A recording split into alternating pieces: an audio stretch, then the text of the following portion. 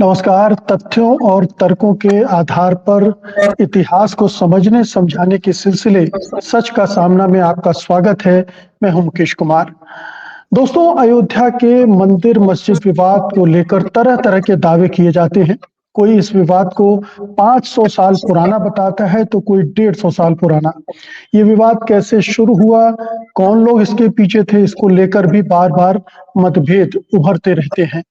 मुस्लिम और अंग्रेज शासकों ने इस विवाद को शांत करने में क्या भूमिका अदा की, क्या किया उन्होंने या क्या नहीं किया, इसको लेकर भी लोग एकमत नहीं हैं। लेकिन अगर ऐतिहासिक तथ्यों के आधार पर इस विवाद की पड़ताल की जाए तो क्या सच सामने आता है। जाने माने सामाजिक कार्यकर्ता एवं इतिहास के जानकार प्रोफेसर राम पुनियानी हमारे साथ हैं। तो आइए उनसे समझते हैं। प्रोफेसर पुनियानी, कार्यक्रम में आपका स्वागत है। बहुत धन्यवाद मुकेश जी, धन्यवाद जी, पुनियानी जी, ये तो ठीक है कि इसको लेकर हमेशा से कंट्रोवर्सी रही है कि वहां मंदिर था नहीं था, मंदिर गिराकर बाबरी मस्जिद बनाई गई नहीं बनाई गई, ये एक अलग विवाद है। लेकिन ये दावे प्रतिदावे का सिलसिला कब शुरू हुआ? क्या ये उसी समय शुरू हो गया था जब मस्जिद बनी थी, या कहीं बाद में जाकर लोगों ने इसके खिलाफ आंदोलन शुरू किया? कोई एक बहाने ढूंढे गए, रास्ते ढूंढे गए, तथ्य और तर्क जुटाए गए? देखिए, जब बाबरी मस्जिद बनी उस समय तो इस प्रकार के विवाद का कोई उल्लेख नहीं मिलता। मैं इसमें थोड़ा सा जोड़ दूं कि उस समय तो यहाँ तक का जो सौहार्द था, उस सौहार्द का हाल गोस्वामी तुलसीदास जी अपनी कवितावली में लिखते हैं। जाको रुचे सो कह वो, मांग के खाइबो मस्जिद में सोइबो, लेबे को एक न देबे को दो। यानी ये पहले जो मंदिर और मस्जिद का विवाद का एक मैं प्रतिबिंब के रूप में बता रहा हूँ। अब इसका जो यहाँ यहाँ मैं, माफ कीजिएगा, आपको रोक रहा हूँ। कुछ लोगों ने तुलसीदास के कुछ और साहित्य को निकाला है और उसमें इस तरह की चीजें दिखाई हैं जैसे उन्होंने उस समय प्रतिरोध किया था या उन्होंने अपनी नाराजगी जाहिर की थी। ये कोई मंदिर टूटा था और ये मस्जिद बनी थी, लेकिन उस पूरे साहित्य का शोध हुआ है और पाया गया है कि जो तुलसीदास ने साहित्य रचा वो उसमें नहीं है। वो बाद में प्रक्षेपित किया गया है, डाला गया है, गढ़ा गया। तो दर्शकों को जो कि बार बार इन तथ्यों से या इस तरह की व्हाट्सएप सूचनाओं से सामना उनका होता रहता होगा कि तुलसीदास जी ने भी लिखा है, ऐसा है नहीं, ये सच्चाई से परे है। जी जी, बहुत धन्यवाद इस जानकारी के लिए, क्योंकि जो ये बात कब से गढ़ी जा रही है, ये अभी अभी गढ़ी जा रही है। जब से कुछ लोगों ने कहा कि भाई उस समय तो इस प्रकार का सौहार्द था, तो तुलसीदास जी के नाम पे कुछ वो गढ़ रहे हैं। और तो और मैं आपको ये भी बताना चाहूंगा कि वेदों के आधार पे भी कुछ नई नई चीजें गढ़ रहे हैं कि जहाँ वेदों में वर्ण व्यवस्था वगैरह है, तो उसके जवाब में सही बताने के लिए वो भी चीजें गढ़ रहे हैं, तो उनकी कोई सीमा नहीं है। अब इसका जो रिकॉर्ड मिलता है वो मजहर जान से मिलता है। मजहर जान की है हदीगा शुहादे, हदीगा शुहादे, ये क्रॉनिकल है और इसको काफ़ी रेफर भी किया गया। वास्तव में इस विवाद की शुरुआत अंग्रेज़ों के आने के बाद शुरू हुई, ये ख्याल रखिएगा। और जी अंग्रेज़ों के जाने के साथ जब तब तक ये विवाद सामने भी नहीं रहा, तो 1855 में पहली बार उल्लेख आता है कि वहाँ जो पड़ोस में हनुमानगढ़ी के महंत और उनके बैरागी साधु थे, उन्होंने वहाँ हमला किया और एक मस्जिद पे उन्होंने कब्जा कर लिया। इधर से मुस्लिम साइड ने अपना डेरा बनाया बाबरी मस्जिद में, और वहाँ उन्होंने दोनों का प्रतिरोध हुआ। और मुख्य बात ये है कि ये जो बैरागियों ने हमला किया, वो अंग्रेज़ों के इशारे पे किया। ये बात बड़ी महत्वपूर्ण है और इसमें अंग्रेज़ों का रोल देखने के लिए मैं थोड़ा आपको बता दूंगा, क्योंकि अंग्रेज़ों के आने के बाद जब उन्होंने फूट डालो और राज करो की नीति लगाई और ये एक प्रोपोगेट करना चालू किया कि मुसलमान राजाओं ने हिंदू मंदिरों को तोड़ा, तो उसके चलते तीन अंग्रेज लेखकों का मैं आपको उल्लेख देना चाहूँगा। एक है आर कार्नेगी, उनकी किताब है historical sketch of tehsil Faizabad, historical sketch of Faizabad. दूसरे HR नेविल की फैजाबाद गजेटियर, और ये दो, और तीसरी जो सबसे महत्वपूर्ण किताब है वो है मिसेस ए एफ बेवरिज की। अब ये तीनों क्या बताने की कोशिश करते हैं कि मस्जिद तो है, पर पहले शायद यहाँ मंदिर रहा होगा।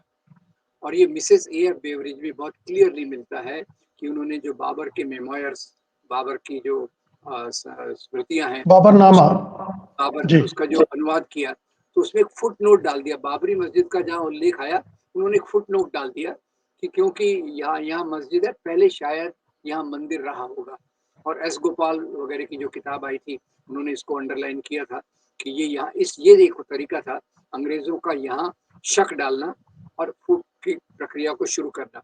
तो इसी को चलते कुछ बैरागियों ने बाबरी मस्जिद पर हमला किया।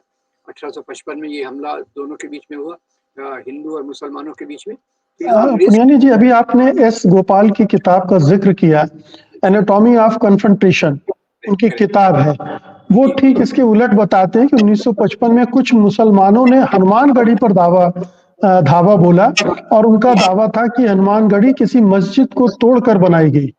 जी, ये देखिए, एस गोपाल की किताब में बहुत सारे निबंध हैं, 10 या 11 निबंध हैं, तो उसमें हो सकता है कॉन्ट्राडिक्टरी वर्णन हो, क्योंकि उस पीरियड का बहुत एग्जैक्ट बताना मुश्किल है। ये जो मैं आपको मिसेस ए एफ बेवरिज का बता रहा हूँ, वो भी एस गोपाल के किसी और निबंध से है। तो खैर, मुख्य रूप से हिंदू और मुसलमानों के बीच में ये जो हुआ, उसको डॉक्टर असगर अली इंजीनियर ने समराइज किया था अपने एक निबंध में। और उन्होंने कहा था अंग्रेजों के इशारे पर ये जो बैरागी है, उन्होंने मस्जिद पर हमला किया, एक मस्जिद पे कब्जा किया और बाबरी मस्जिद पे भी हमला किया। दोनों के बीच में मुठभेड़ हुई और 1855 में ही उन्होंने वहाँ खुदाई करके कुछ मूर्तियों को स्थापित करने की कोशिश की। बाद में फिर मुस्लिम साइड ने प्रतिकार किया और उन्होंने अपनी साइड को बचाया। अब यहाँ तो 1855 की बात हो गई। फिर 1858 में वहाँ एक चबूतरा बनाया गया मस्जिद के बाहर। मस्जिद के बाहर जो चबूतरा बनाया गया, उसमें वो उसके कारण बाबरी मस्जिद और मुसलमानों को परेशानी हुई, तो उन्होंने इसकी शिकायत की और ये शिकायत की परिणति हुई 1860 में बाबरी मस्जिद को उन्होंने रजिस्टर कराया। क्या ये जो चबूतरा की बात आप कर रहे हैं, ये निहंग सिखों ने बनाया था? उन्होंने किसी तरह का हमला किया था? उन्होंने बाबरी मस्जिद में कहीं राम वगैरह भी लिखा था? ये ये इस तरह के तथ्य भी आते हैं। तथ्य तो इसमें देखिए, इसको हमको काफी फिल्टर करना पड़ेगा, क्योंकि निहंग अयोध्या जो नगरी है, अयोध्या नगरी में तो सभी लोगों का प्राय वास है।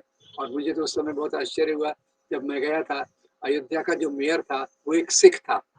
अयोध्या का इतिहास जैनियों से भी जुड़ा है, बुद्ध से भी जुड़ा है, तो ये काफी संभव है कि कुछ निहंग सिखों ने इस प्रकार किया होगा और वहाँ राम ये चीजें लिख दी।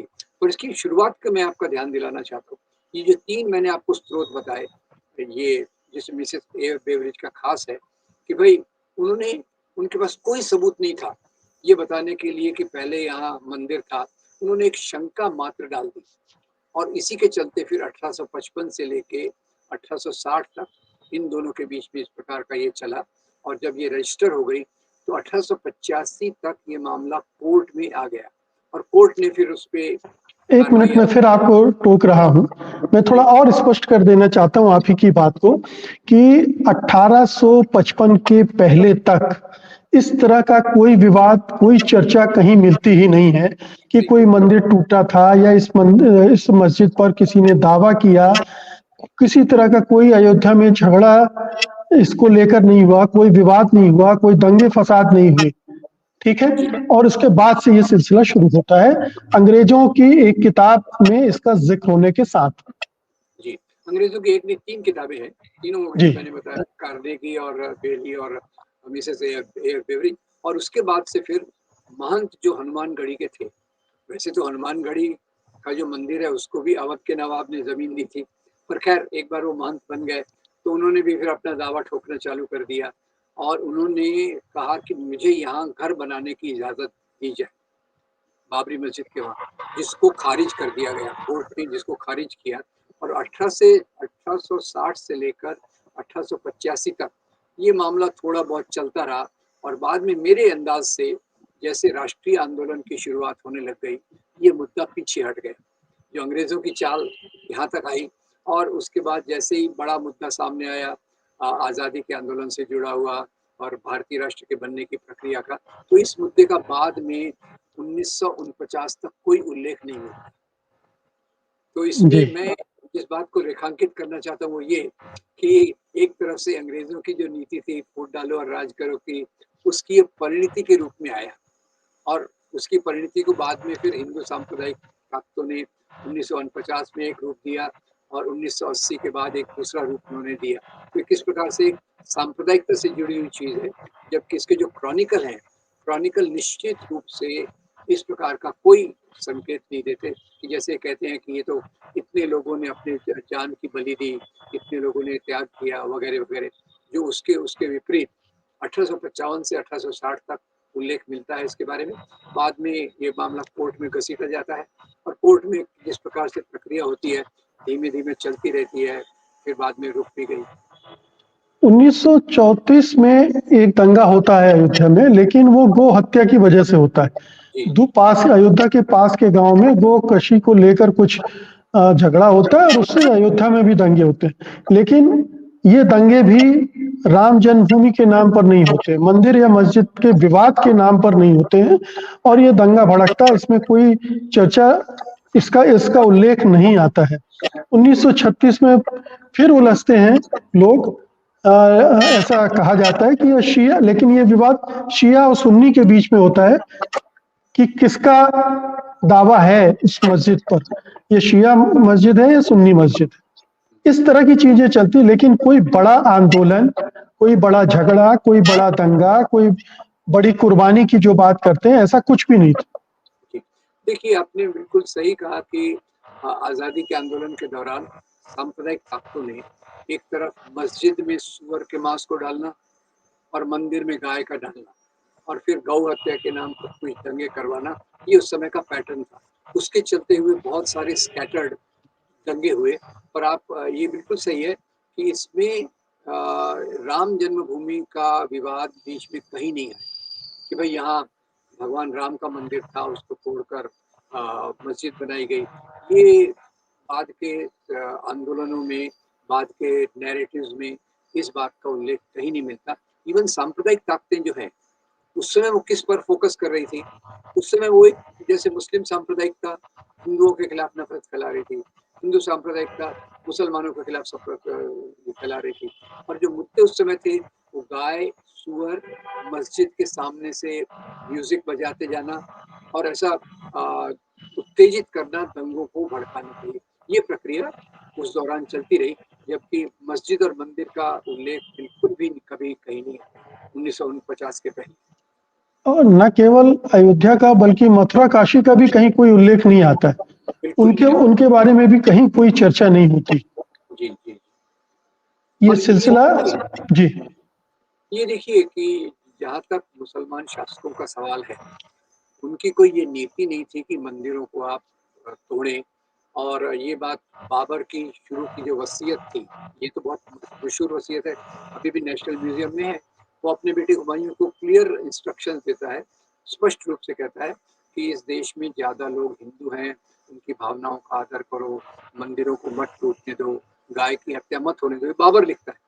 बाद में अकबर तो आके उसको फिर सुलेपुल और वो जो फतेहपुर सीकरी में वो जो जगह बनवाता है, उसमें हिंदुओं की प्रार्थना के लिए जगह, मुसलमानों की प्रार्थना के लिए जगह, यहाँ तक कि वो जेसुइट्स क्रिश्चियन जो थे, उनको भी कहता है आपको आपको चर्च बनाना है तो आप आगरा में चर्च बना लो। और जो औरंगज़ेब के बारे में इतना कहा जाता है कि मंदिर तोड़वाए गए, तो ये ऑड्रे टुस्के ने बहुत महत्वपूर्ण ऐतिहासिक काम किया है, भावनात्मक काम नहीं किया है। उन्होंने बताया औरंगज़ेब ने जो कुछ मंदिर तोड़वाए, वो अपने विरोधियों को एक संदेश देने के लिए सुनाए। जबकि उल्टी बात ये है कि औरंगज़ेब ने बहुत सारे मंदिरों को दान दिए और इस पे तो डॉक्टर विशंबर नाथ पांडे की किताब भी है, फरमान सबकीन औरंगज़ेब, जिसमें चित्रकूट का बालाजी का मंदिर हो, वृंदावन का भगवान कृष्ण का मंदिर हो, आसाम में कामाख्या देवी का मंदिर हो, इन सबको उसने बहुत बड़े-बड़े दान भी दिए। तो वो सवाल ये है कि सांप्रदायिक नैरेटिव जो है, वो चुन के कुछ चीज़ों को पकड़ लेता है और उसके आधार पे मुसलमान राजाओं का जो दानवीकरण, डेमोनाइज़ेशन वो प्रक्रिया चलती है। नहीं तो आप पूरे मुगल इतिहास को देख लें तो इस प्रकार से कई फरमान आपको मिल जाएंगे। इवन अकबर के समय दो महत्वपूर्ण फरमान हैं, मेरे ख्याल से 1599 के, अगस्त और सितंबर 1599 के दो फरमान हैं जहां वो मंदिर को दान देने की बात करता है। एक और उल्लेख आपको बताऊं, अब जहांगीर, उसका तो कोई ज्यादा ये नहीं था, पर जहांगीर के पास कुछ पुजारी लोग गए कि भाई हमको ये तकलीफ है, तो जहांगीर ने अपने अधिकारियों को कहा भाई आपकी ये तकलीफें दूर करने के लिए उन्होंने वहां के लोगों को स्पष्ट निर्देश दिए। और जहांगीर ने भी कई अपनी जमीनें मंदिरों को दान में दी कि भाई आपके मंदिर का खर्चा चले, इसके लिए ये करे। ये चीज औरंगजेब ने भी की। तो ये चीज को, जो मंदिर मस्जिद को धर्म से जोड़ने का काम, ये ब्रिटिश हिस्टोरियोग्राफी का था, जो जो उनका एक बहुत सॉलिड फाउंडेशन था यहाँ सांप्रदायिकता फैलाने के लिए। और मैं आपको बताऊं, अब इसमें मंदिर मस्जिद का होता तो औरंगजेब गोलकुंडा में मस्जिद को क्यों तोड़वाता? अब गोलकुंडा के नवाब ने उसको 3 साल तक लगान नहीं दिया, तो उसने फिर अपना पैसा वसूल करने के लिए उसके मस्जिद के नीचे उसने छुपा के रखी थी, वो संपत्ति लेके आया। तो ये जो हमारा वर्णन करने का तरीका है, उसमें लोग किस प्रकार से उसको बदलते हैं, वो बड़ा महत्वपूर्ण है। जी, लेकिन अगर अगर अयोध्या विवाद को देखें तो इसे पुराना बताने का, प्राचीन बताने का एक साइकोलॉजिकल करेक्ट।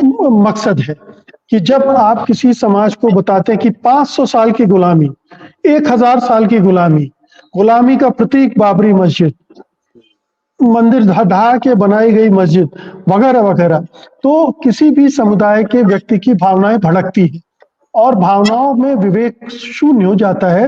वो तथ्यों और तर्कों को नहीं देखता है और मीडिया हमारा उसी तरह की चीजें परोसता रहता है, लगातार वैसे ही तथ्य परोसता है जो उनकी भावनाओं को और उबाल देता है।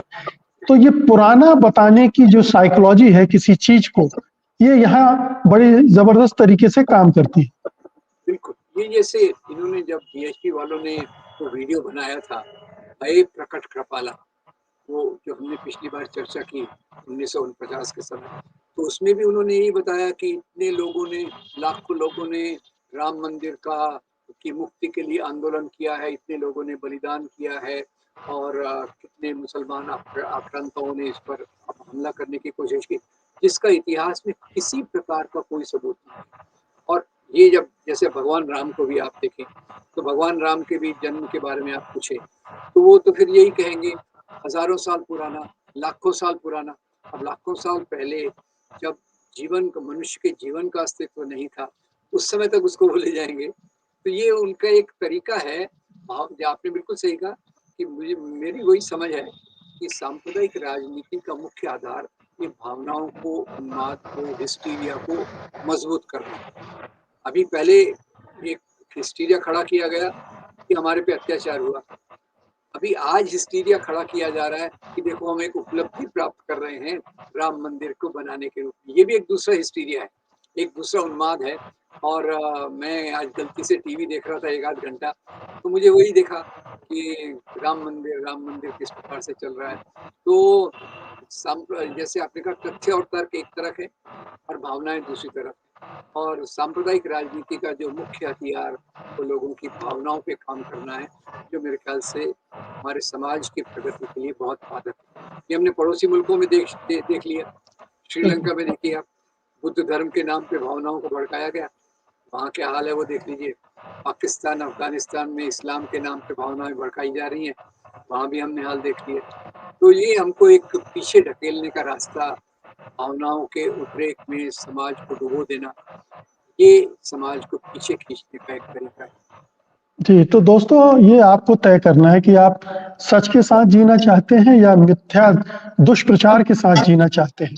दुष्प्रचार यानी झूठे तथ्य, झूठे तर्क और आपकी भावनाओं को उभार कर राजनीति में इस्तेमाल करना, ये सारा राजनीतिक प्रयोजन है और इस राजनीति से आपको बचना चाहिए, क्योंकि ये न तो देश के भलाई के लिए, न समाज के लिए और न ही मानवता के। बहुत बहुत शुक्रिया प्रोफेसर पुनियानी आज की बातचीत के लिए। धन्यवाद।